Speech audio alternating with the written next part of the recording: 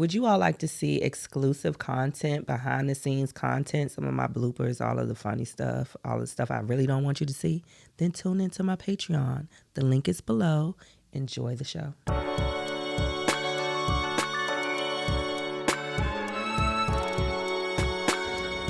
4/21/23. Here we are at episode 8, and in this very moment, the thought, feeling, and word that comes to mind is thankful. I met Meriel almost 2 years ago. We were fresh out of the first stages of pandemic, and my full-time job security was in the air. One evening on my walk home from the convenience store across the street from us, I looked and I saw a sandwich board that said Meriel Salon. I went to Instagram, DM'd her, and we met within days. And upon my first visit, I was honored to be hired by Scotty May instantly on the spot. I'm at a confident space in my life where I trust my intuition. I knew I would be at Meriel's for as long as she would have me. While in all reality, 2 years is a short time, Meriel and I have grown very close. She's my beautiful girl who is going through a hard thing, and I'm honored to share this beautiful conversation of hope and strength with you. Without further ado, I introduce to you the magical Meriel Thornley. Hey everyone, my name is Rashanda Ife Payne, and I am the host of the Painful Truth podcast. And we are here today, episode 8, I do believe, and I am joined with a very special guest. I met this beautiful soul probably about almost 2 years now. Yeah, almost 2 years ago. Yeah. And long story short, so I was living in the Manchester district. I probably shouldn't do that, but and I was walking past and saw a salon, and I said, "Oh, this is a salon. Let me go to Instagram and see if I can find some information." And she was hiring, and I DM'd her, and the rest is kind of history. Yeah. Yep. I introduced to you all entrepreneur. I'm going to say master stylist. Oh, thank you. Yes, absolutely. Meriel Thornley. Hi, thank you for having me today. I'm so excited. I'm so excited I'm so too. excited for you. Yes, thank you. So, I always start with my painful truth in the moment. Mm-hmm. And I'm going to say probably I'm being mindful to be in a grateful space. And the more mindful that I am of it, I'm finding that I am more in a grateful space. Yeah.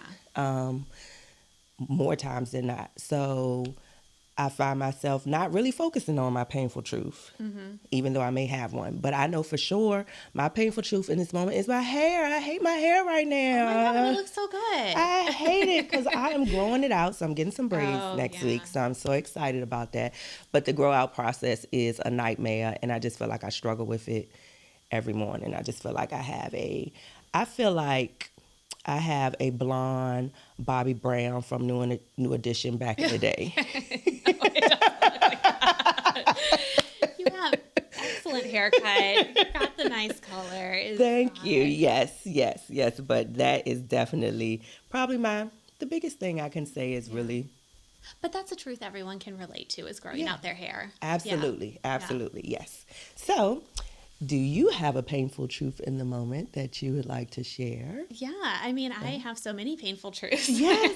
So let's get into it. I'm so excited. Because I have also been trying to focus on gratitude, but I've noticed, like, I don't know if you have gotten to this point of your journey or surpassed it, or if you have any tips, but when you're sitting in your painful truth and you're also trying to be so grateful and practice gratitude, a lot of times you can end up in this toxic positivity spiral where you're not allowing any space for your negative emotions and the things that are happening to you that are painful. Yes. And you're not validating those feelings and just pushing them down because, oh my gosh, we have to be so grateful for everything. Yeah. Yes. But you don't. Yes. Yeah. No, I definitely go through those phases, but I cry. Yeah. When I need to, I cry. I haven't cried in so long. Are you kidding me? No, I mean, so I was diagnosed with cancer in February. Right. And I've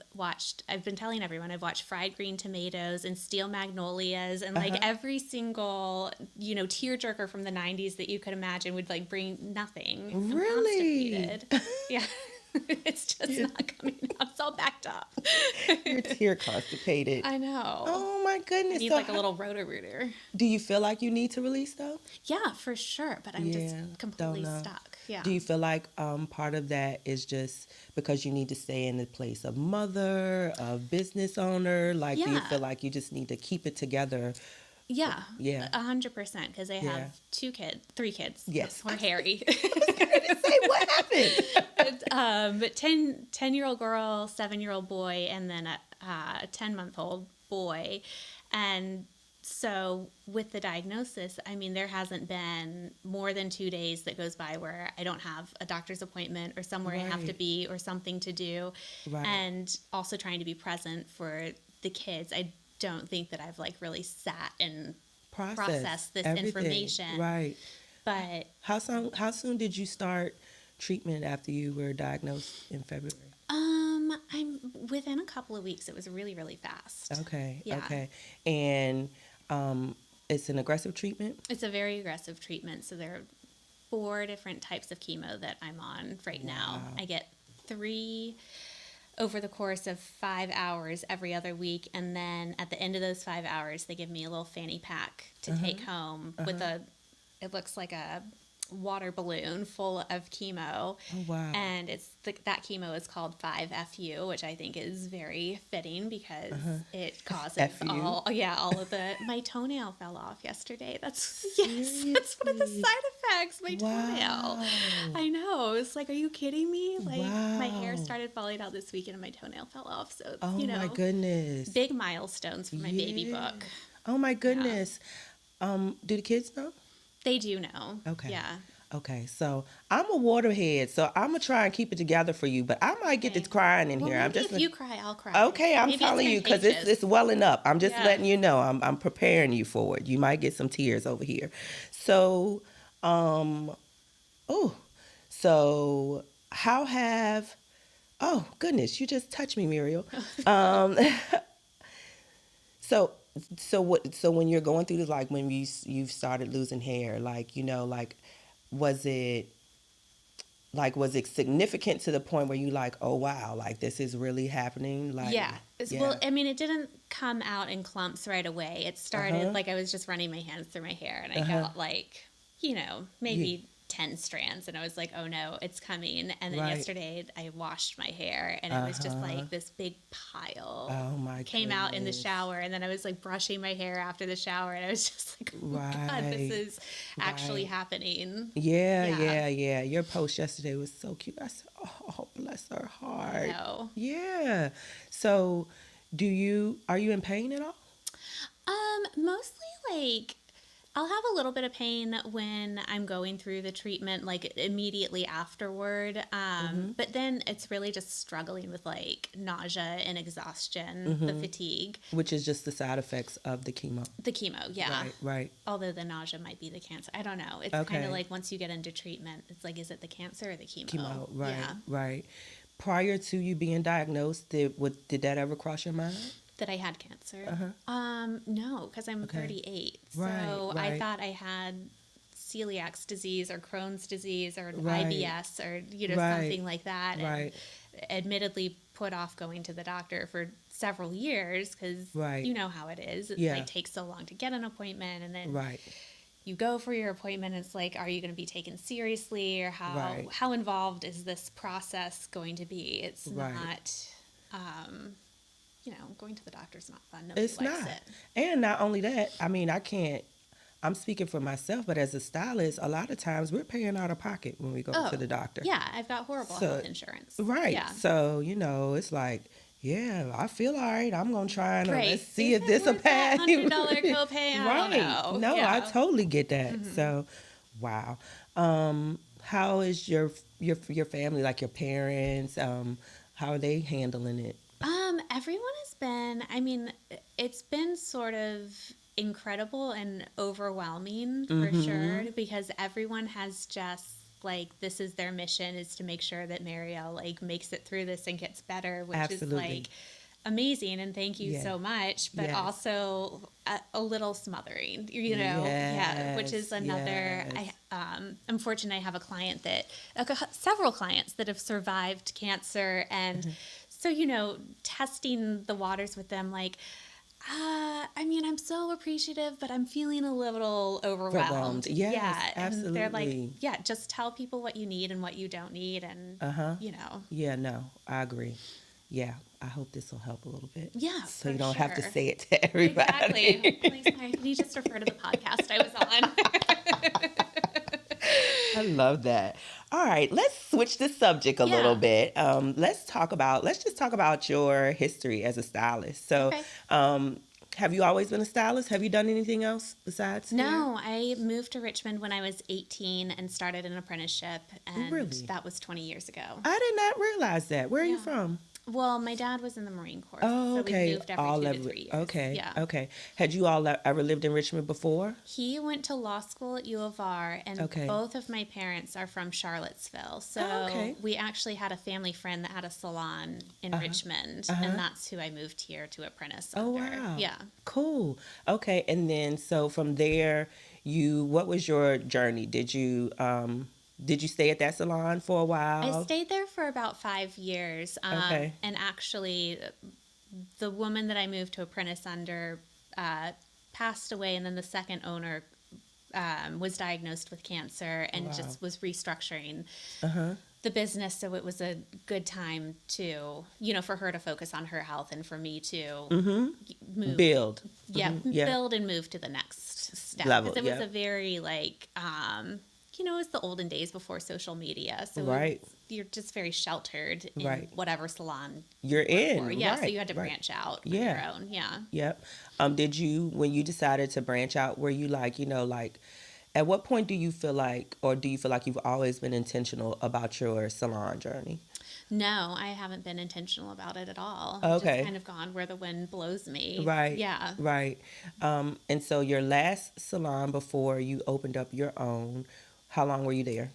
So the last commission salon that I worked in was, I think I was there for about 4 years. I would say 2008 to 2012. Mm-hmm. Okay, And 2008 to 2000. yeah. Okay. And then from there you went into a rental. Okay. Yes. Then so at that point, when I was ready to venture out on my own a little bit, I was working in an environment that I think probably most commission stylists are familiar with, where there is a lot of tyranny, almost like you work these days, these times, you forgot to put in your time off request 6 weeks ago, so you Right. can't have this day off to go to some kid's birthday party, or and I Right. had an almost 2-year-old at that point, and it's like, this Right. isn't really conducive to Right.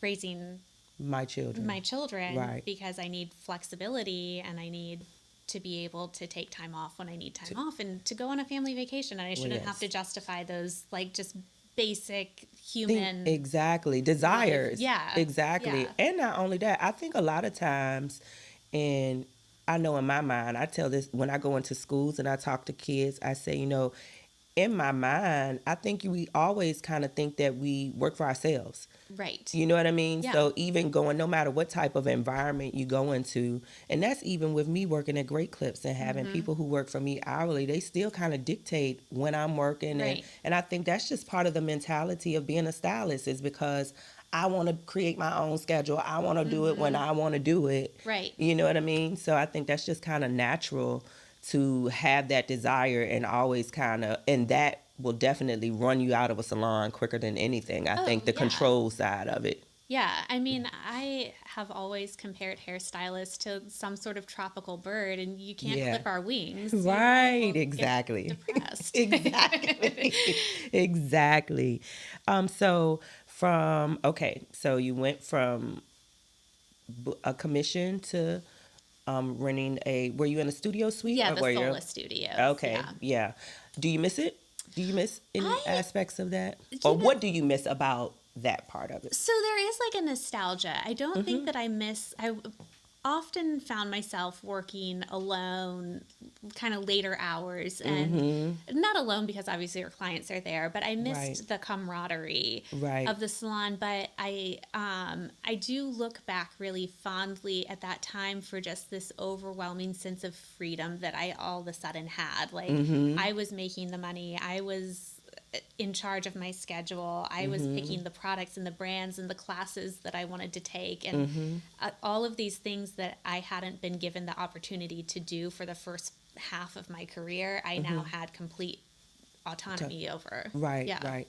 So what transitioned you into saying, okay, I think I want to own a salon? I think multiple reasons, but I think just the fact that I became aware there is a lot of tediousness to renting a studio. There's a lot of tediousness to being an independent contractor. And it doesn't have to, it can be really limiting and suffocating to someone's creativity to be having to think, okay, so this money is coming in, let me put aside this amount for taxes, this amount is going to have to go to pay my product costs, this amount, it takes a lot of the joy out of what we do. And it's like, well, it's definitely possible that you can open a commission salon, give the stylist the freedom and flexibility that they crave and desire and frankly, have earned. And, they really can just come to work and do their work and do what they love and not have to worry about what's happening in the background. It's taken Right. care of for them. Right. So sort of a blending. Yeah. So it was kind of basically what I'm hearing, and it was a desire to help other stylists. Yeah. Yeah. That's Yeah. awesome. I can believe that. You're such a sweetheart. Oh, thank you. You did that for us. Yeah, I did it all for you. So one of the things that definitely drew me to Meriel's salon was the aesthetic. I just love it. It's just thank you. so cute. So perfect. Like, I just feel like I tell people all the time, like, they're like, how are you in Richmond? Do you still love it? I say, I love it. I love going to work there. Oh, Just, good. yes, every time I just come into the salon, I just love it. I just feel so there, like I belong here, like. Oh my God, that makes me so happy. Yes. Yeah. So have you always had like a natural, like in your private salon, was it kind of like, could you tell it was Muriel's? Because I feel like if I went to your home, I would be like, yep, this is what I expect. Oh my gosh, I'll have to show you pictures of my house right now. Okay. There's like holes in the floors because we're doing renovation projects.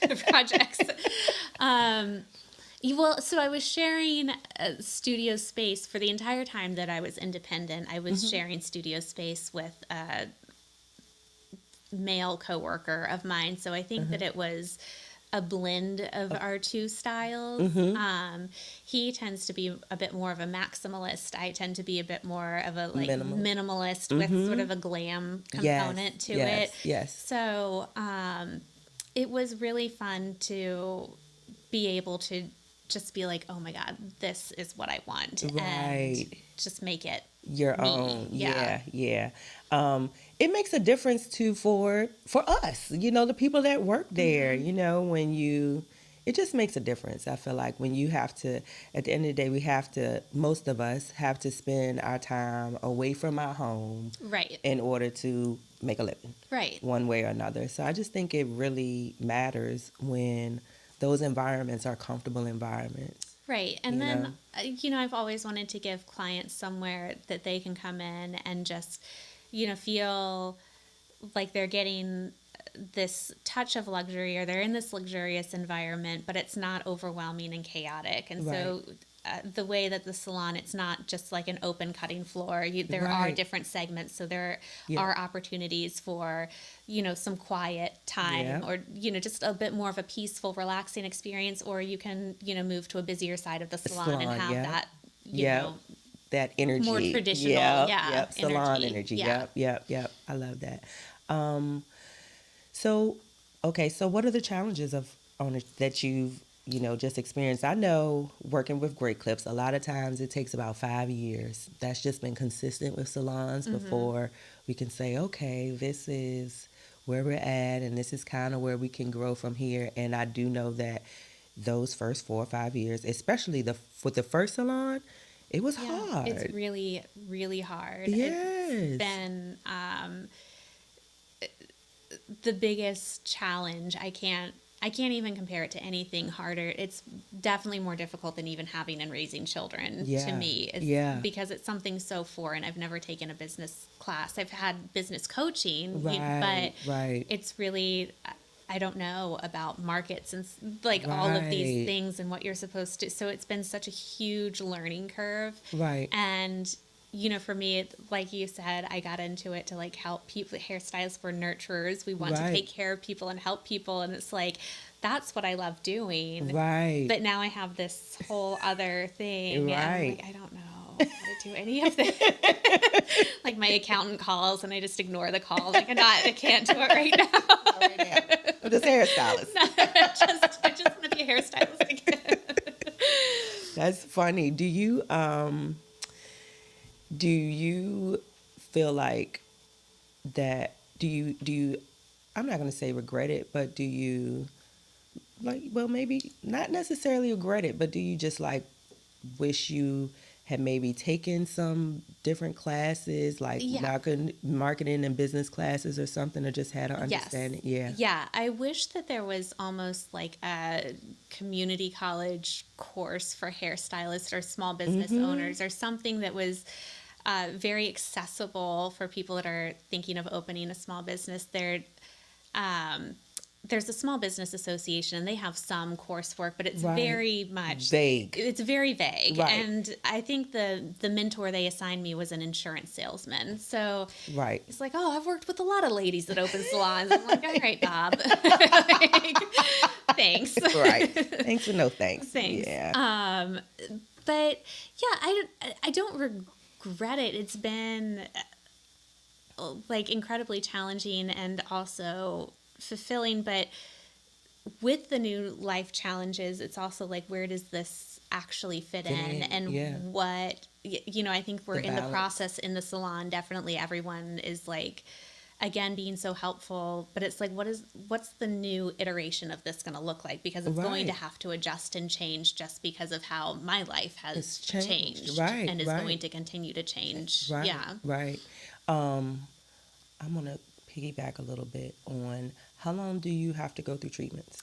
So chemo, I have 12 chemos. I've completed 3. Oh wow. And then at some point I'll have surgery, both liver and colon surgery, and that will put me out of commission for like 6 to 8 weeks. Wow. Yeah. Wow. That's something. It is something. Yeah. It's like a little daunting. It is. Yeah. It is.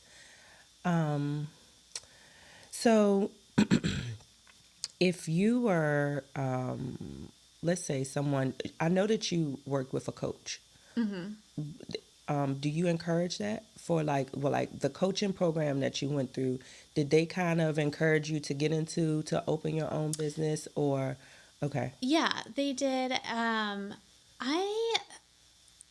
I think everyone, some people believe everyone should have a therapist and be in therapy, and I think that is valid for sure. And I think people also should stop looking at coaches and mentors as something exclusively for business owners or entrepreneurs. I think everyone could benefit from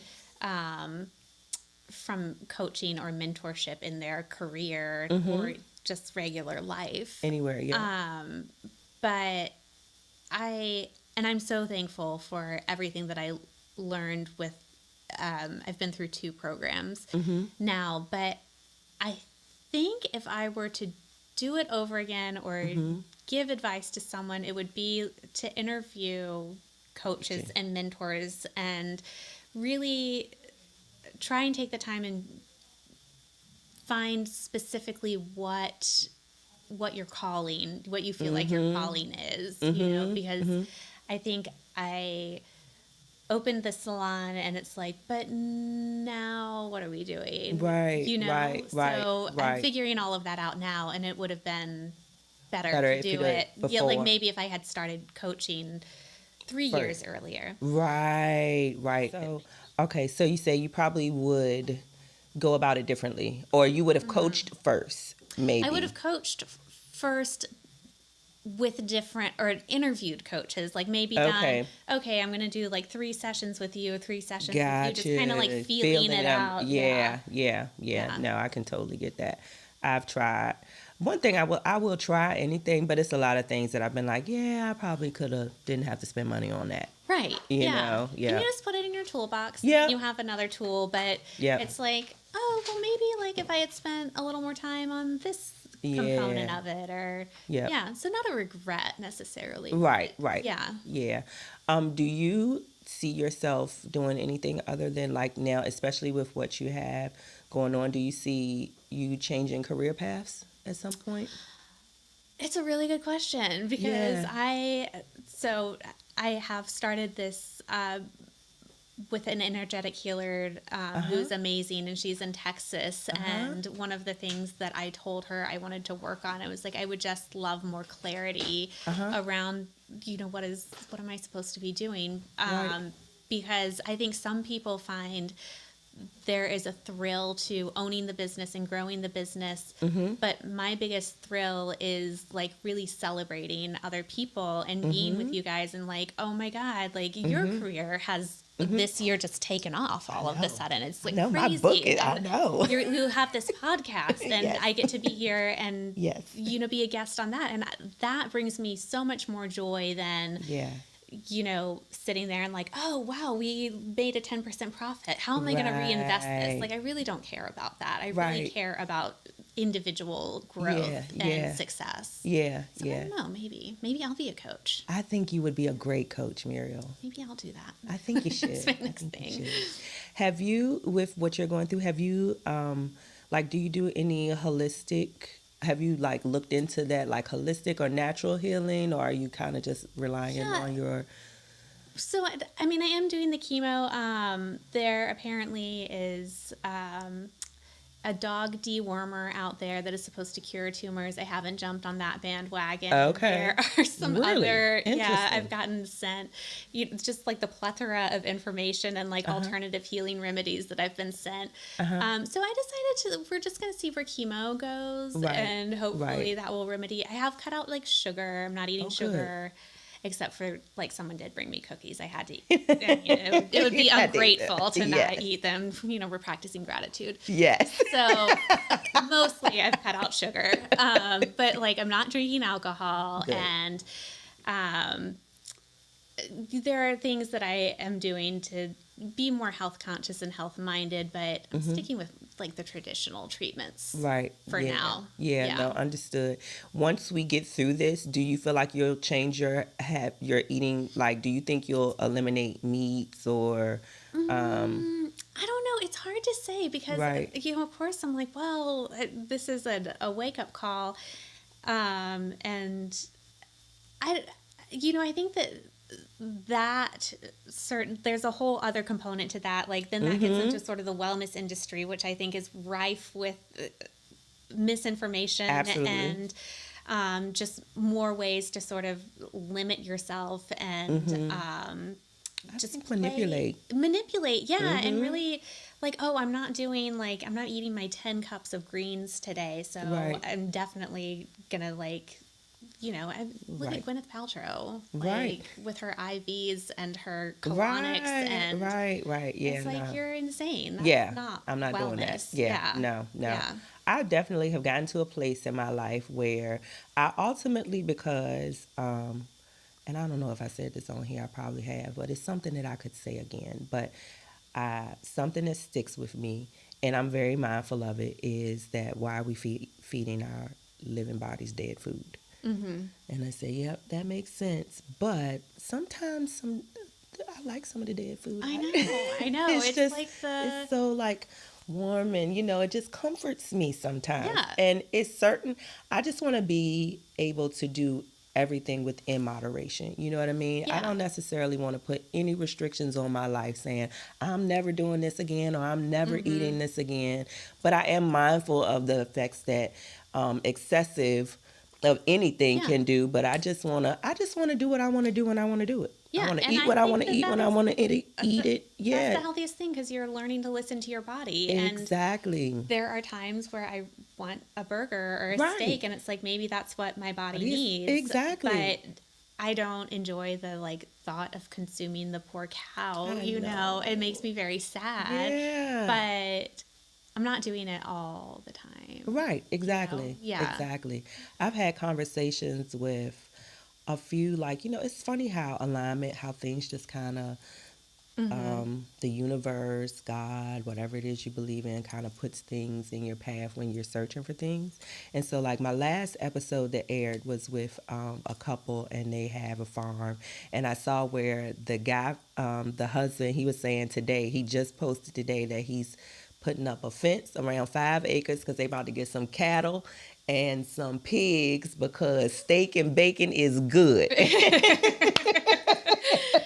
And I So, feel him on that a yeah. 100%. But I've ran into a couple other farmers over the last couple weeks, and like, the chickens, and just how casually they talk about the meat chickens and the egg chickens. Like, Mm-hmm. it just put it in a totally different Yeah. perspective for me. You know what I Mm-hmm. mean? Like, certain things are here for certain reasons, and Right. like, I think we are supposed to eat chickens Chickens are sometimes. so dumb. I mean, that's their only purpose is to provide food. Like they don't do anything else. Right. What else could So they possibly? we had several chickens at one time. Really? Yeah, and that's how Scotty made. Do you remember Pea Pie? I had this Chihuahua Pea Yeah. Pie. She murdered like 6 chickens, Are you like in front of serious? Scotty May when she was like 2 years old. Are Like you Scotty May kidding just comes to me? the back door carrying this dead chicken. Pea Pie killed Owen, and like she had named all the chickens after Oh kids my in her preschool class. gosh. But then she goes to preschool the next day and is talking about her Chihuahua that murdered all these. Like, All of the kids in the Owen's class. dead, Ryan's dead. Like, oh, just talking about her chickens. That is too funny. So were they egg They were chickens? egg chickens. We didn't Okay. eat them. There were a Just couple we buried. There were some that okay. like foxes got and raccoons got. Okay. But Hank, my ex, Uh-huh. he has 2 pigs Oh still. So I wow. don't eat pigs because Okay. it's too much. Like Okay. And so does he have them just did you all have they're them? pets. Okay. Yeah, one of Huh. them was a Christmas present, but I just Oh. don't have anywhere for a 300-pound pig at my Okay. house. So it was okay. Yeah, Wow. 300 she's pounds. huge. Wow. She's That's crazy. she's massive. Yeah, and Yes. she's small. She's a small pig. She's only 300 Wow. pounds. So Wow. yeah, That's interesting. yeah. That's fascinating. Um, what do the kids say? How do they try to support you? Like, can they tell, like, if you're feeling down, like when you come home from chemo? Like, are they like, Yeah, so they are with their dad on the days that I come home from chemo, but then when I pick them up, they're so sweet about uh-huh. it. Scotty May is 10, like I said, and she definitely is taking on that oldest daughter role of making sure, Mm-hmm. like, okay, mommy's Mommy? sleeping, let's like let her Yeah. sleep. Um, and then George, he's really, I have a chemo port where they like deliver my chemo, and so he's always checking on that, like Oh, how's your plastic thing in there, and how's that aw, doing? how So sweet. I know they're being really sweet and really Yeah. And good. does Harry give you cuddles? No, Harry's not snuggly. Harry's my mom's baby now. He doesn't. Is he He's trying to walk yet? no, Oh, he's okay. not gonna walk. He just wants to be carried. He How old doesn't is have he? any teeth. He doesn't have any hair. He's 10 months old. I mean, he's just taking his Love time. Harry. Just taking his I time. watched a little video last night of the danger video. I love that little I video. know. There's, I don't even know what he does all day. Like, I love that. He's such a little old soul. You can just yeah, tell. I he's just love that. something. Yes. I think he's Leslie Jordan reincarnated. I think that Leslie Jordan's soul left his body and like just went right into Harry's. So that's what we have to look forward to. Too funny. So what over the years, we have hair stories. Do you have like a favorite hair story? Tell me, what's your favorite hair story? Maybe it'll Let's jog my see. memory. Let's see. Um, I I don't know. My memory is really bad here lately. Yeah. And I literally, from day to day, is what I memorize. It's really bad to the point sometimes where I sometimes wonder, I'm not claiming it or anything, but I just acknowledge that dementia might, because my grandmother has dementia, you know what I mean? And like, I literally, from day to day, like, sometimes I'll be like, what did I wear yesterday? Like, Yeah. you know? And sometimes I wonder if it's just because I have so much going on that I don't have time to sit and process. Absolutely. And, Yeah. so I'll tell you a recent hair story that I had that I just loved. This guy, this was at Great Clips in Charlottesville. He plays baseball for UVA, and he had the most beautiful ash blonde hair with these beautiful highlights, platinum blonde highlights, and it was perfect. And his hair was down here, and he looked like a baseball player. And he sat in my chair, and he said he was only cutting off a little bit, which I was excited. Number one, because that was a whole lot of hair that I didn't feel like doing all of that. And then it just was so beautiful that I didn't want to cut it. So, and he said that his mom's hair was like that, and he had 3 siblings, and all of their hair was like that, and their dad's was dark.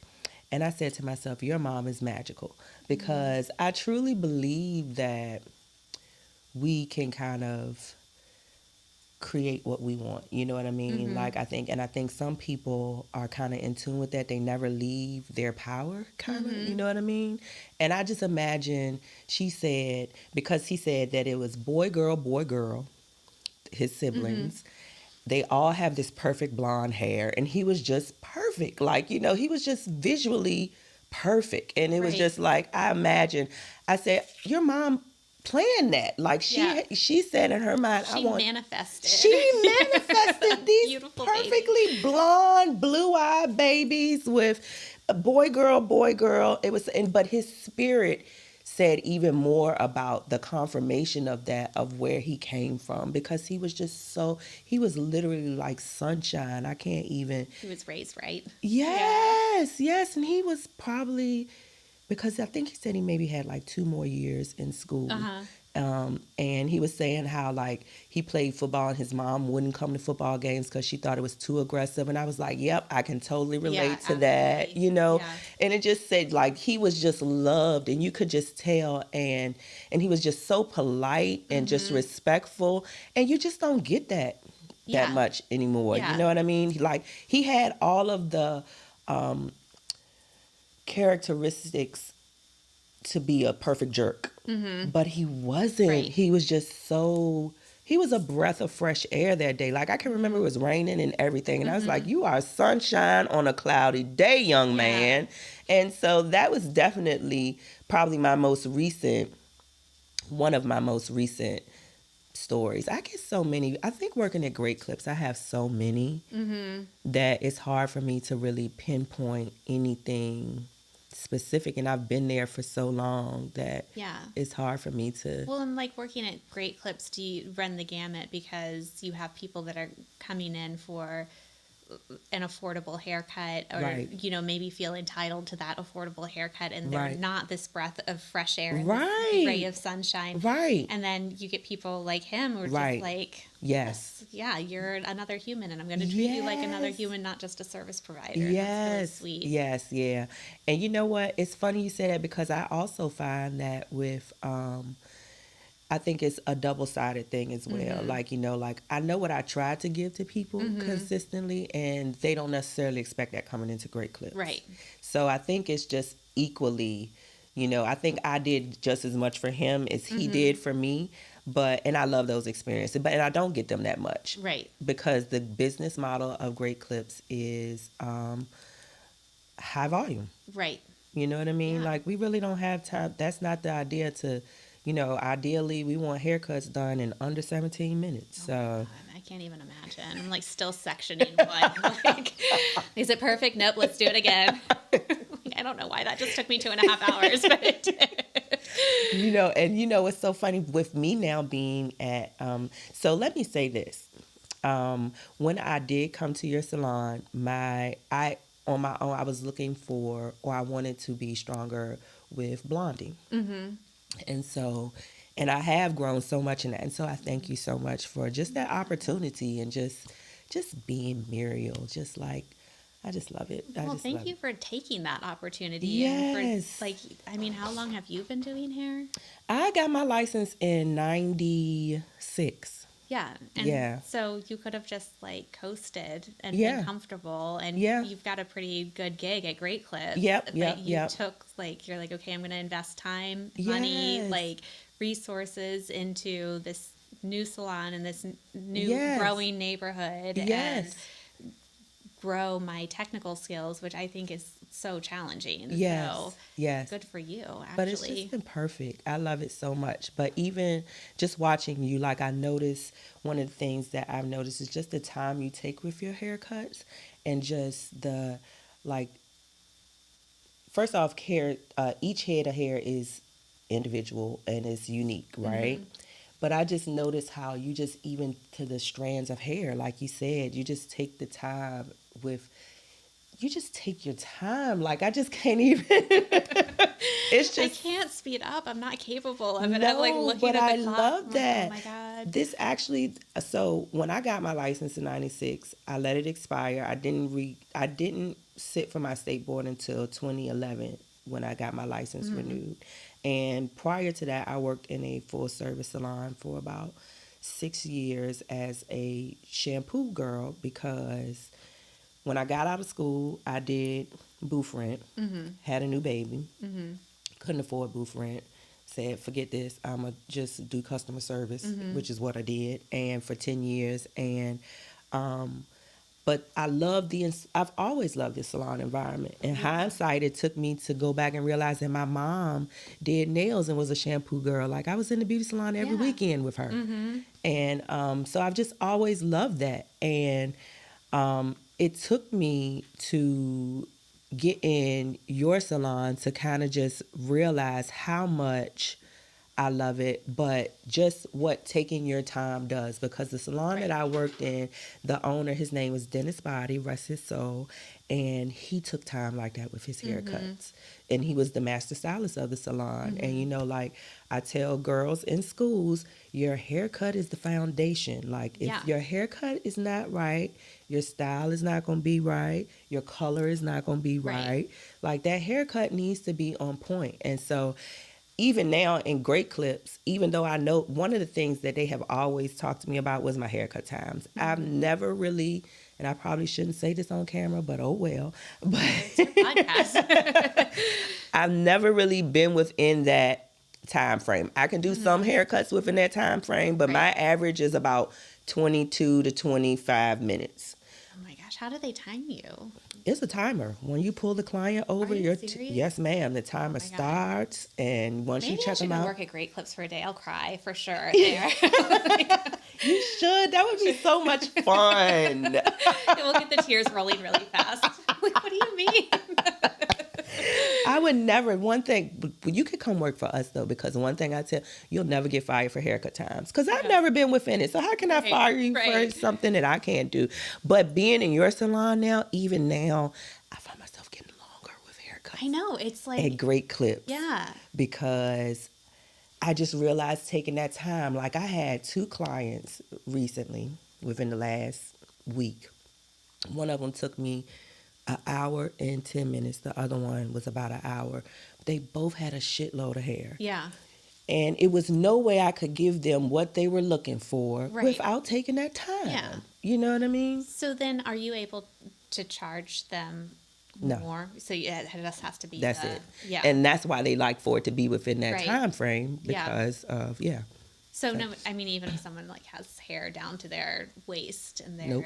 Everybody pays the same flat price. rate. Flat rate. Well, that's a whole other podcast we could do about time-based pricing, hybrid pricing. Yeah. Exactly. Yeah, I would never. Yeah. And that's what I tell people about stylists that work at Hair Cuttery, Great Clips, you know, these volume-based salons is like, you're not going there and paying like what's the 20? 20? Yeah, Yeah, that's what we to pay. get the best. You're not paying them enough to give you the best haircut of their life. You're going, it's like a Exactly. maintenance, like That's it. just chop it. That's So it. That's I so don't want to funny. hear about like, oh, my hair got messed up. It's like, well, What do you did you expect? invest in the haircut, or were Right. you just going for like, just get the Exactly. ends cleaned? That's it. So, I tell students, I say, when I said, especially when we're recruiting, that this is the best place for you to start because we handle the clients, we handle the complaints, your management. You don't have to deal with any of that. I said, and a great clips client is a great clips client. Most of them know that they have a 50-50 chance of getting a good or bad yeah, haircut, especially if they see new faces. right. They know what they are walking into. So as long as you can give them a great experience, Yes. great service, Yeah. they'll give us another try. Oh, yeah. Don't worry about the haircut. Yeah. Jack it up. Yeah, it's fine. Just be nice to them. While Just you're be doing it. nice and Yeah. figure out, what do I do differently the next time. I will honestly say that Great Clips gave me hundreds of real life heads to practice on. And Yeah. that's part of, like, had I not been in Great Clips, I wouldn't have been confident coming into your salon. Right. Like, I knew that if nothing else, I knew I didn't know how to blonde effectively or confidently, but I knew I could cut hair. Yeah. Yeah. So, and Great Clips did that for me with Yeah. no pressure. Yeah. So I always tell girls, especially if you don't have a clientele already, it's a great place to start so you can stay in the field. Exactly. You Yeah, know? you can keep your license current, and Yeah. what about the hairstylists that have to move and start all over again? And it's like, if you just need like volume and a paycheck, like go there and then transition to a salon. Yes. That's maybe a little bit like $10 or $15 higher than your haircut or your Great Clips price, and like just continue those, because if those people are like, this is the girl, she's amazing, I'm going to stick with her, there are still opportunities to build client loyalty and grow your business, retention. yeah. Absolutely. Yep. One of the ladies I cut yesterday, she actually told me, so she had been calling and I hadn't been there when she had called, and she said, I told my husband if I had to come to Richmond, I was. I know, I love that. Well, Meriel, if you move to such and such a place, I'll follow you. I'm like, okay. We'll see. Yeah. Yeah. So with the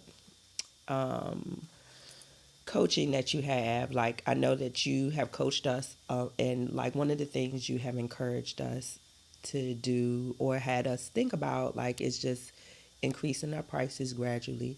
And I know you did as well. Was that uncomfortable for you? It was incredibly uncomfortable for me. So the salon that I started my apprenticeship in was a low-cost hair salon. Like, they prided themselves on having affordable haircuts, and it was just this teeny tiny little salon, and down the street were Nesbitt. Do you remember Nesbitt? And Yep.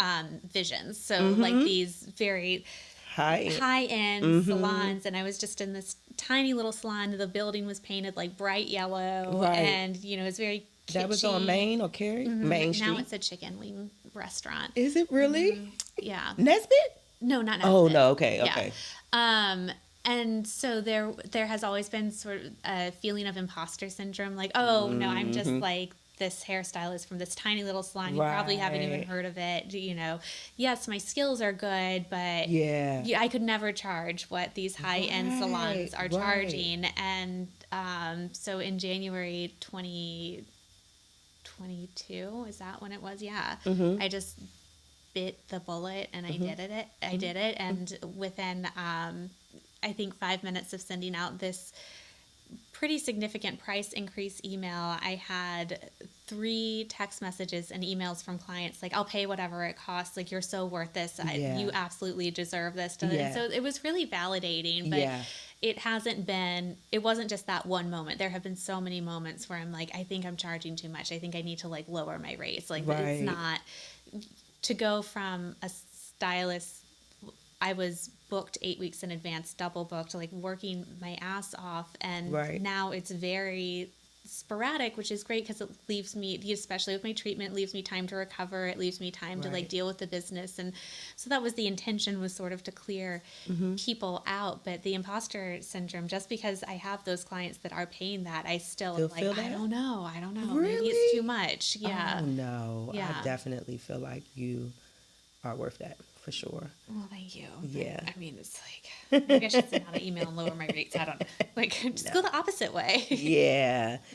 Do you think you could, like, go back after you've gone? Like, do you think it's, let's be just specific in your situation, like, you know, because like you're saying, you've had the imposter syndrome. Do you still feel that now sometimes? Oh, for sure. Do you feel like at some point, if you still are feeling this way, do you feel like you would lower your prices ever again? I don't know, because it's like, this is one of the things that I'm working with the energy coach on. It's like, what is imposter syndrome? What is, like, maybe the universe giving me a nudge? What is the right thing thing to do? Right. And what is like just self-sabotage? I don't know. It's so difficult. It's so complicated. It is. Life just... I know. Being enlightened is so difficult. It is. Oh my gosh. So, okay. All right. Let's see. Where are we? Oh goodness, it's been 50 minutes. I know, it's just so fun. I know, right? I do a podcast every day. Sorry, guys. Everybody says that. It's just so fun. It is. Okay, so my 3 standard questions I ask everyone. Prior to, and even now, prior to February, did you have a morning routine?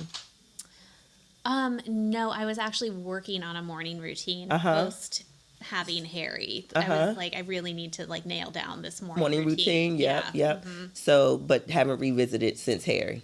No, not really since like the sort of the New Year's resolution.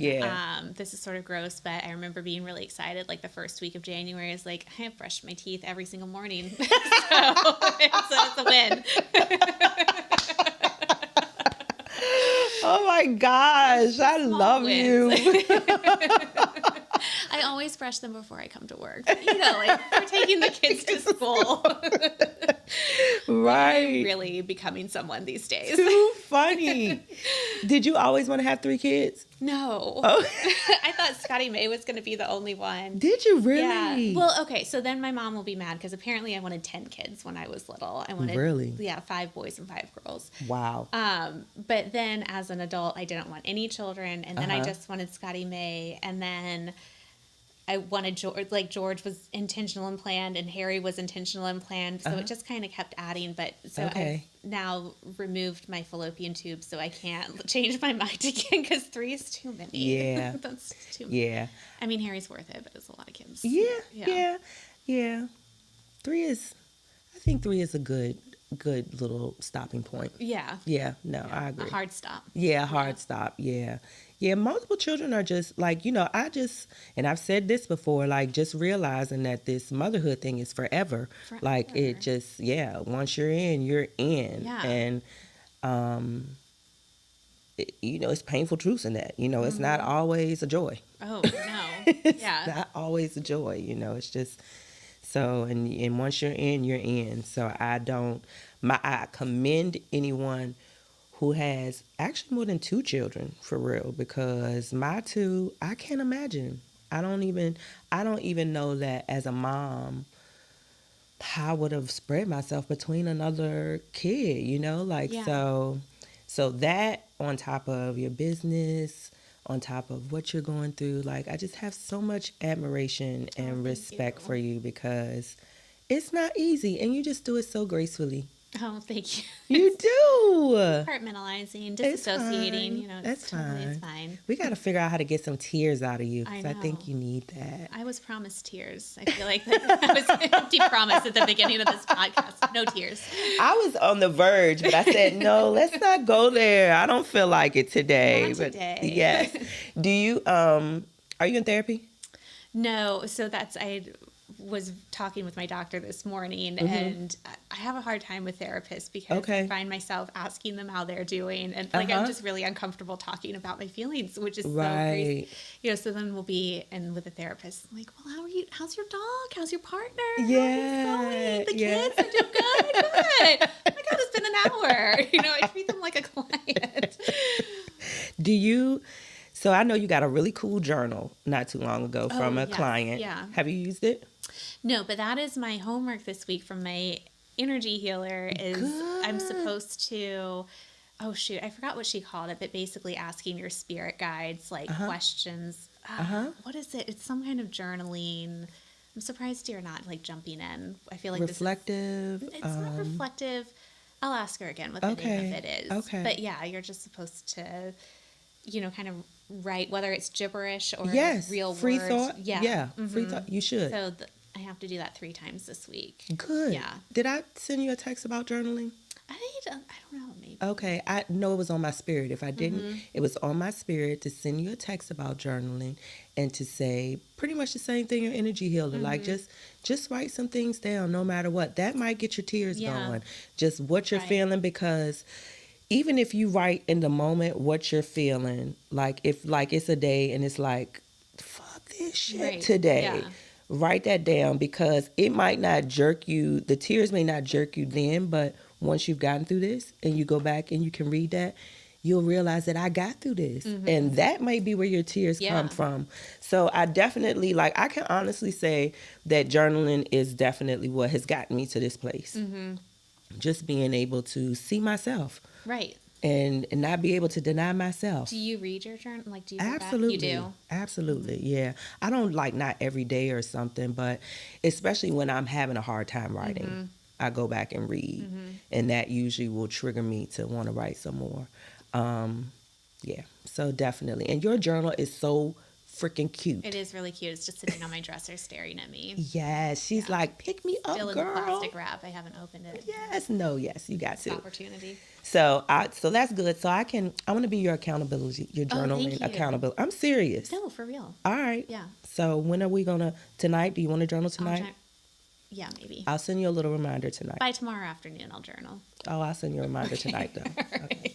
So that's what I'm serious. I'm gonna put a note, like I'm gonna be Meriel's journaling accountability partner, and at least 3 times a week, I'm gonna send you a text and say, write some down. Yep. All right. So we talked about morning routine. Have you been thinking about it at all now with what you're going through, or have you kind of just put it on the back burner, just trying to get through this? Yeah. I mean, I still try to make sure I'm brushing my teeth once a day. Yes. That's the only routine I have right now. Understood. Do you feel like you self-care, like you give yourself self-care? Well, and so then this is like a whole other thing that we could go. I mean, there are so many offshoots because previous to this, I was getting my nails and my toes and waxing and this and that and the other thing. And so it was like self-care almost became like a job. Right. So there has been some freedom, and I'm actually not supposed to go to nail salons right now, just the risk of infection. And so right. I'm like, oh, well, I can't do that. So, right. That's a couple of hours out of, I miss it for sure. I miss my nails and I miss getting pedicures, but it's also nice to have that freedom. Yeah. I was told also that those things are considered self-maintenance. And I said, oh okay. Yeah, because it is kind of a job. Yeah, especially if you do it routinely. Yeah, I am taking a lot of naps. That's my self-care right now, is taking naps. Yeah. Naps are the best. Naps are the best self-care. One of the best self-cares. So I'm really excelling. I'm excelling in that area. Do you have trees in your backyard? Yeah, we live kind of in the woods a little bit. One of my guests told me to get a hammock.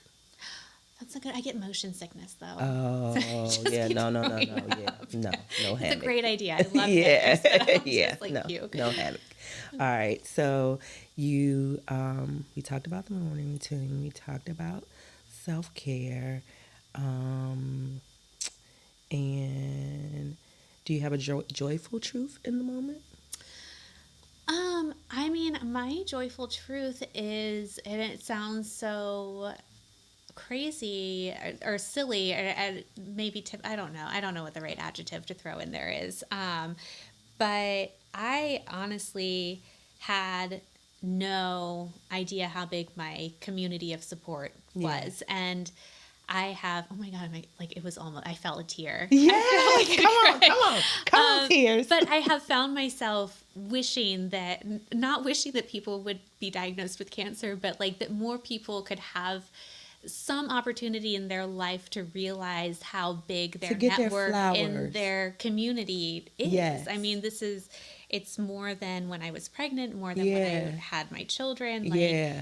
There's something about, I guess, the life and death nature of battling cancer that just everyone has come out in droves. And even though, I mentioned it can feel smothering, it's also been holy shit, I had no idea. I literally had no idea. Yeah. So I'm so glad that you get to experience that, because you deserve it. I'm so thankful that I get to experience just all of that support and love. That's definitely, I think it's been there. And, so that's another thing, search for that in your life, because it's obviously been there. It just hasn't been so in your face. No. So it's definitely a unique opportunity that experience. I'm glad you're receiving that.